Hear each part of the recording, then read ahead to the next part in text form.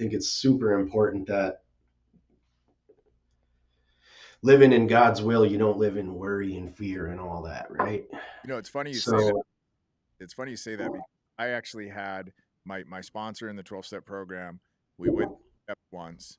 They did not stay sober. I also didn't get thoroughly honest with him. But he asked me at the beginning, "What do you want to get out of this process?" And I said, "I want a BMW and I want a big house." And I relapsed and I used. And then the second go round, I was fortunate enough where he said, "Okay, we'll work again. Well, what do you want to get out of this process this time?" And I just said, "I want peace in my heart." And yeah, the funny thing is the material things came. for sure. I got They the do.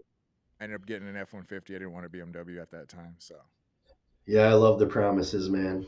The promises of Alcoholics Anonymous. It isn't just for alcoholics. Anybody watching, if you're an addict, we don't have to talk about being a drug addict. We can talk about you just being infatuated or obsessed with something so much.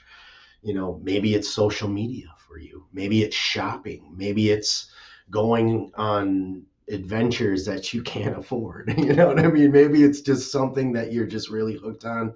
maybe it's approval from. Have you heard of that one? Maybe it's exactly validation, approval, any of that, right? I mean, those steps will free you of all of that. Mm. And the promises that are written all come true. If you're willing to go to any length and practice those principles in all your affairs. God really started to make sense to me in Alcoholics Anonymous. Like I had this version and this idea, the religion aspect of God. Today, I would say I'm non-religious. I don't, I don't really tie myself to any religion. I'm more of a spirituality-driven person because in my space, if I was to tell everybody you have to believe this or you're going to go, this is going to happen to you, half of the people that I work with today wouldn't be free.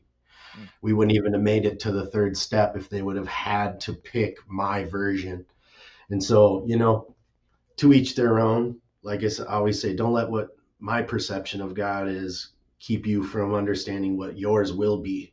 If you just keep hanging in there, practicing these principles, you will have a spiritual experience eventually. Mm. Um, and Hopefully, the funny thing is, even when you start thinking about like, all of a sudden you're like, did I just have an experience? That's what I'm talking about, right?